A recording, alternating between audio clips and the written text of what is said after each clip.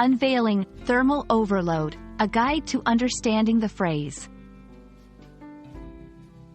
Hello, and welcome to today's English learning journey.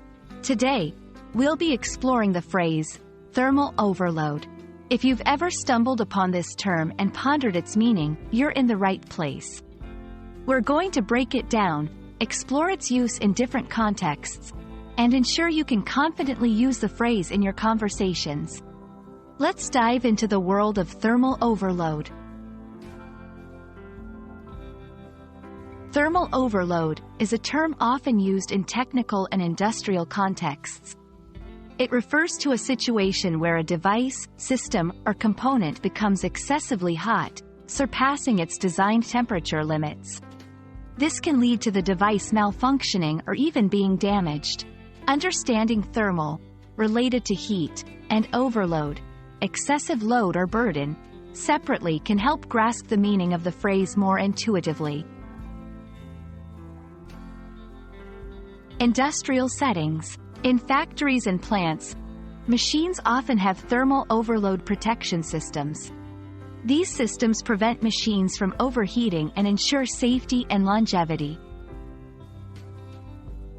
Everyday appliances. Your home appliances, like air conditioners or microwaves, might shut down temporarily if they experience thermal overload. This is a safety feature to prevent fire hazards or damage. Computing and electronics. Computers and smartphones may throttle their performance or shut down to prevent damage if they detect thermal overload. This ensures the delicate electronic components inside do not get damaged by excessive heat. Now that you understand what thermal overload is and where it might occur, let's put this phrase into action. Here are a few examples.